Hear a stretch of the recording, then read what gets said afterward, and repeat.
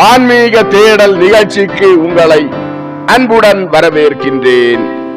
மீட்பரின் காவியம் பாகம் 171. மறைநூல் அறிஞர் பரிசேயர் கண்டிக்கப்படல் நிகழ்ச்சி பற்றி பார்க்கலாம்.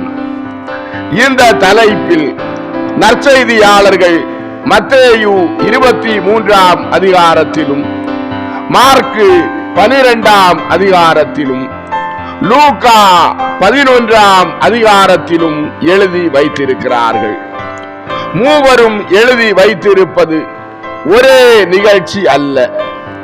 மத்தேயுவும் மார்க்கும் எழுதி வைத்திருப்பது ஒரே நிகழ்ச்சி. ஆனால் லூக்கா எழுதி வைத்திருப்பது வேறு ஒரு நிகழ்ச்சி. நற்செய்தியாளர் லூக்கா எழுதி வைத்திருக்கும் நிகழ்ச்சி நடந்து முடிந்த பிறகு, சுமார் 50 நிகழ்ச்சிகளுக்கு பிறகு நடந்த நிகழ்ச்சியை தான் நற்செய்தியாளர்களான மத்தேயுவும் மார்க்கும் எழுதி வைத்திருக்கும் நிகழ்ச்சி நடைபெற்றது. அதை நாம் பின்னால் பதிவு செய்வோம். இப்பொழுது நற்செய்தியாளர் லூக்கா எழுதி வைத்திருக்கும் நிகழ்ச்சி பற்றி பார்க்கலாம். மறைநூல் அறிஞர் பரிசேயர் கண்டிக்கப்படல் பாகம் 1 நிகழ்ச்சிக்கு போகலாம். லூக்கா நற்செய்தி அதிகாரம் 11 வசனங்கள் 37 மற்றும் 38 வரை. இயேசு தமக்கு விருந்தளிக்கிற கெல்காய் வீட்டிற்கு சென்றார். கெல்காய் இயேசுவுக்கு தம் வீட்டை பெருமையோடு சுட்டிக்காட்டி, பார்த்தீரா போதகரே, நான் வேத பிரமாணத்தை எவ்வளவு நுணுக்கமாக கடைபிடிக்கிறேன் என்று பாரும். எந்த சித்திர வரைவும் இல்லாத திரைகள், அலங்கரிக்கப்படாத இருக்கைகள், செதுக்கப்பட்ட ஜாடிகளோ, மலர்களை போல செய்யப்பட்ட கொத்து விளக்குகளோ இல்லை. இங்கே எல்லாமும் இருக்கிறது. ஆனாலும் மேலே வானத்திலும் கீழே பூமியிலும் பூமியின் கீழுள்ள தண்ணீரிலும் இருக்கிறவைகளுக்கு ஒப்பான ஒரு செதுக்கப்பட்ட உருவத்தையாகிலும் யாதொரு விக்கிரகத்தையாகிலும் நீ உனக்கென உண்டாக்க வேண்டாம் என்ற கட்டளைக்கு அவை எல்லாமும் இணக்கமாக இருக்கின்றன. வீட்டில் நானும் வீட்டில் உள்ளவர்களும் உடுத்தும் உடைகளிலும் கூட இதுவே உண்மையாய் இருக்கிறது. உதாரணத்திற்கு, உம்முடைய இந்த சீடனின், அதாவது யூதாஸின் உள்ளங்கையிலும் மேற்போர்வையிலும் இருக்கிற இந்த நூற் பின்னல் வேலையை நான் அங்கீகரிக்க மாட்டேன். பலர் அவற்றை அணிகிறார்கள்.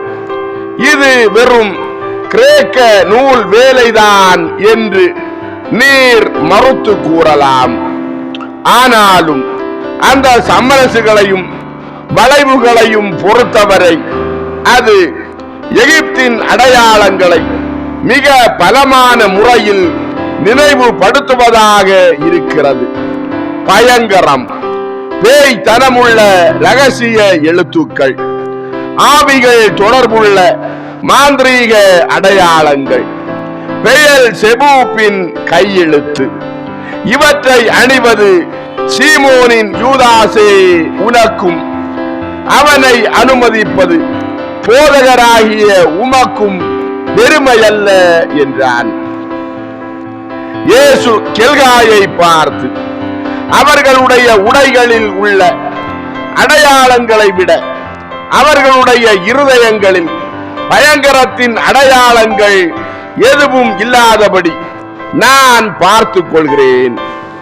ஆனாலும் யாருக்கும் துர்மாதிரிகையாய் இராதபடி குறைவான அலங்காரம் உள்ள ஆடைகளை உடுத்தும்படி என் சீடனை நான் கேட்டுக்கொள்வேன். அதைவிட மேலாக இப்போது கேட்டுக்கொள்கிறேன் என்றார். யூதாஸ் கெல்காயை பார்த்து, உண்மையில் என் ஆடைகள் அதிக எளிமை உள்ளவையாக இருப்பதை தாம் விரும்புவதாக என் குரு சில தடவைகள் எனக்கு சொல்லி இருக்கிறார். ஆனால் நான் விரும்பியதை செய்தேன். ஏனென்றால் இப்படி உடுத்துவது எனக்கு பிடிக்கும் என்றான். கெல்காய் யூதாசை பார்த்து, அது மோசமானது, மிகவும் மோசமானது.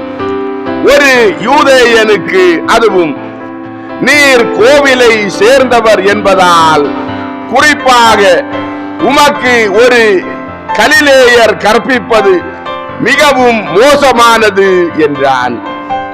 யூதாஸ் கெல்காயை பார்த்து, ஓ, இவ்விஷயத்தில் ஆலோசனை சங்கத்தின் உறுப்பினர்களாகிய நீங்கள் விட்டு விலக வேண்டிய பகட்டு ஆரவாரமுள்ள பல காரியங்கள் இருக்கின்றன. உங்கள் ஆத்துமங்களின் முகங்களை நீங்கள் மூடி வைத்திருக்கிற சித்திரங்கள் எல்லாவற்றையும் நீங்கள் அகற்ற வேண்டி வந்தால் நீங்கள் உண்மையாகவே அருவருப்பாக காட்சி அளிப்பீர்கள் என்றான். கெல்காய் யூதாசை பார்த்து, நீர் எப்படி இதை சொல்ல முடியும் என்று கேட்டான். யூதாஸ் கெல்காயை பார்த்து, உங்களை அறிந்திருக்கிற ஒருவனாக என்றான். கெல்காய் இயேசுவை பார்த்து, போதகரே, இவர் சொன்னதை கேட்டீரா என்று கேட்டான். இயேசு இருவரையும் பார்த்து, கேட்டேன். இரண்டு தரப்பிலும் தாழ்ச்சியும் உண்மையும் தேவையாய் இருக்கிறது என்று நான் சொல்கிறேன். நீங்கள் ஒருவரை ஒருவர் பொறுத்து கொள்ள வேண்டியவர்களாக இருக்கிறீர்கள். கடவுள் ஒருவரே உத்தமமானவராக இருக்கிறார் என்றார்.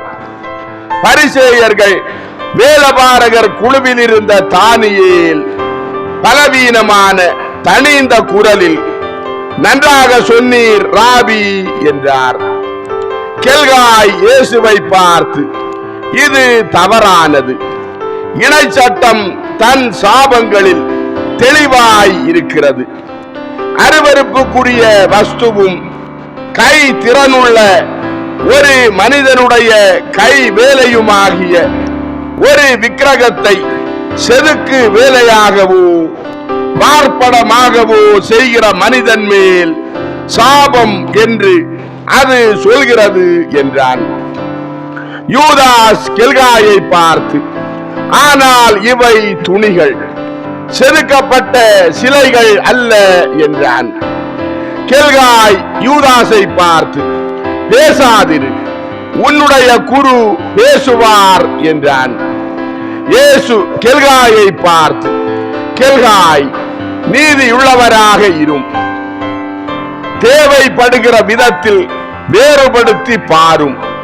விக்கிரகங்களை செய்கிறவன் சபிக்கப்பட கடவான்.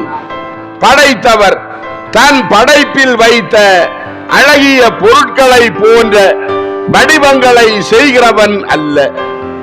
அலங்கரிப்பதற்காக நாம் மலர்களை பறிக்கிறோம் என்றார். கெல்காய் இயேசுவை பார்த்து, நான் எந்த மலரையும் பறிப்பதில்லை. அவற்றால் எந்த ஒரு அறையும் அலங்கரிக்கப்பட்டிருப்பதை காண நான் விரும்புவது இல்லை. என் பெண்கள் தங்கள் அறைகளில் இத்தகைய ஒரு பாவத்தை செய்திருந்தால் அவர்களுக்கு ஐயோ கேடு. கடவுள் ஒருவர் மட்டுமே வியந்து போற்றப்பட வேண்டியவர் என்றான். இயேசு கெல்காயை பார்த்து, முழுவதும் சரி, கடவுள் மட்டும்தான். ஆனால் மலரை திறமையோடு வடிவமைத்தவர் அவர் என்பதை ஒப்புக்கொண்டு ஒரு மலரிலும் நாம் கடவுளை வியந்து பாராட்ட முடியுமே என்றார். கெல்காய் இயேசுவை பார்த்து, இல்லை இல்லை, அஞ்ஞானவாதம் அஞ்ஞானவாதம் என்றான். இயேசு கெல்காயை பார்த்து, யூதித்து தன்னை அலங்கரித்துக் கொண்டாள். எஸ்தரும் ஒரு பரிசுத்த நோக்கத்திற்காக அப்படி செய்தாளே என்றார். கெல்காய் இயேசுவை பார்த்து, பெண்கள், ஒரு பெண் எப்போதுமே இழிவான ஒரு பொருள்தான். நான் உம்மை கெஞ்சி கேட்டுக்கொள்கிறேன், உணவறைக்குள் செல்லும். நான் என் நண்பர்களிடம் ஒரு கணம் பேசிவிட்டு வந்து விடுகிறேன் என்றான். இயேசு விவாதமின்றி ஒப்புக்கொண்டார். உள்ளே செல்லும் போது ராயப்பர் இயேசுவை பார்த்து, குருவே, எனக்கு சுவாசிப்பது கடினமாய் இருக்கிறது என்றார். அப்போஸ்தலர்கள் பேதுருவை பார்த்து, ஏன், உமக்கு உடம்பு சரியில்லையா என்று கேட்டார்கள். பேதுரு அவர்களை பார்த்து, இல்லை, ஒரு மலைக்குள் விழுந்து விட்டவனை போல நான் அசௌகரியமாக உணர்கிறேன் என்றார். இயேசு அப்போஸ்தலர்களை பார்த்து, பரபரப்படையாதீர்கள், நீங்கள் எல்லாரும் மிகுந்த விவேகத்துடன் இருங்கள் என்றார். கெல்காய் வந்து உணவை ஒப்பு கொடுத்தான். அனைவரும் அமைதியாக உணவை உண்ண தொடங்கினார்கள். ஒரு வேதபாரகன் இயேசுவை பார்த்து, குருவே, நீர் சொல்வது உமக்கு நிச்சயம்தானா என்று கேட்டான். இயேசு அந்த வேதபாரகனை பார்த்து, நானாக அப்படி சொல்லவில்லை. நான் உங்கள் மத்தியில் இருப்பதற்கு முன்பாக தீர்க்க தரிசிகளே அப்படி சொன்னார்கள் என்றார். வேதபாரகன் இயேசுவை பார்த்து, தீர்க்க தரிசிகளா? நாங்கள் பரிசுத்தர்கள் என்பதை நீர் மறுப்பதால் நம் தீர்க்க தரிசிகள் பெருமையடித்து கொள்பவர்களாக இருக்கலாம் என்ற என் உறுதியான எண்ணத்தை நீர் உண்மை என்று ஏற்றுக்கொள்ளலாம் என்றான். இயேசு வேதபாரகனை பார்த்து, தீர்க்க தரிசிகள் புனிதர்களாக இருக்கிறார்கள் என்றார். வேதபாரகன் இயேசுவை பார்த்து, ஆனால் நாங்கள் அப்படி இல்லை, அப்படித்தானே? ஆனாலும் செப்பனியாஸ் எருசலேமை கண்டனம் செய்தபோது அவர் தீர்க்க தரிசிகளையும் குருக்களையும் அந்த கண்டனத்தில் ஒன்றாக சேர்க்கிறார். அதன் தீர்க்க தரிசிகள் பெருமை உள்ளவர்களும் வஞ்சகருமேயாம். அதன் குருக்கள் பரிசுத்த காரியங்களை அவசங்கைப்படுத்தினார்கள். அவர்கள் வேத பிரமாணத்திற்கு எதிரான செயல்களை செய்தார்கள் என்றார் அவர். நீர் அதை கொண்டு எங்களை தொடர்ச்சியாக கடிந்து கொள்கிறீர். ஆனாலும் தீர்க்கதரிசியின் இந்த பிந்தைய வார்த்தைகளை நீர் ஏற்றுக்கொள்கிறீர் என்றால் அந்த முந்தின வார்த்தைகளையும் நீர் ஏற்றுக்கொண்டுதான் ஆக வேண்டும். இவ்வாறு மூடரும் வஞ்சகருமான தீர்க்க தரிசிகளின் வார்த்தைகளை ஒருவன் சார்ந்திருக்க முடியாது என்பதை நீர் ஒப்புக்கொள்ள வேண்டும். இஸ்ராயேலின் ராபியே, என் கேள்விக்கு பதில் சொல்லும். சீயோன் மகளே, ஸ்துதித்து பாடுவாயாக. இஸ்ராயேலே, அக்களிப்பு கொள்வாயாக. ஆண்டவர் உன் தண்டனை தீர்ப்பை ரத்து செய்தார். இஸ்ராயேலின் அரசராகிய ஆண்டவர் உன் மத்தியில் இருக்கிறார் என்று செப்பனியா சொல்கிறார். உம் இருதயம் இந்த வார்த்தைகளை ஏற்றுக்கொள்கிறதா என்று கேட்டான். இயேசு வேதபாரகனை பார்த்து, அந்த நாளை பற்றி கனவு கண்டபடி அவற்றை எனக்குள் திரும்ப திரும்ப சொல்வது எனக்கு மகிமையாய் இருக்கிறது. ஆனால் அவை ஒரு தீர்க்க தரிசியினுடைய ஒரு மூடருடைய வார்த்தைகளாக இருக்கின்றன என்றதும் அந்த வேதபாரகன் ஒரு கணம் வாயடைத்து போனான். எனவே இஸ்ராயேலின் ஆட்சி செலுத்தும் என்பதில் யாரும் சந்தேகப்பட முடியாது. ஒருவர் அல்ல, மாறாக எல்லா தீர்க்கதரிசிகளும் அவர்களுக்கு முன் பிதாக்களும் கடவுளின் அந்த வாக்குத்தத்தத்தை குறித்திருக்கிறார்கள்.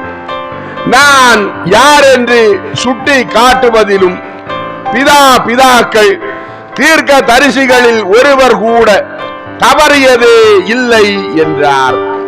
வேதபாரகன் இயேசுவை பார்த்து, ஓ நல்லது, ஆனால் எங்களுக்கு சாட்சியம் எதுவும் இல்லை.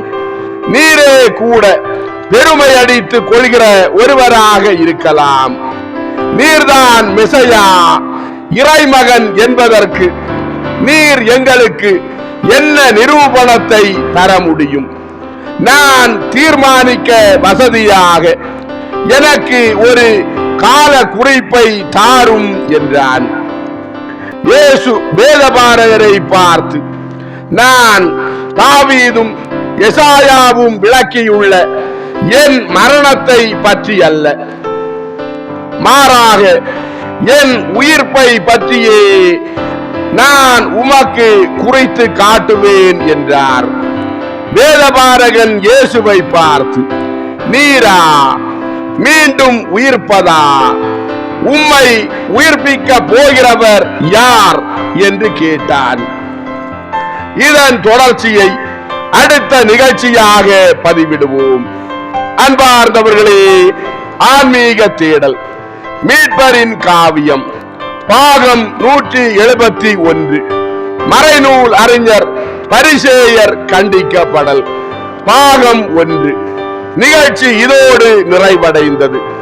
அடுத்த நிகழ்ச்சியில் உங்களை சந்திக்கும் வரை உங்களிடமிருந்து விடைபெறும் உங்கள் ஜான் பிரிட்டோ. ஆன்மீக தேடல் தொடரும். நன்றி.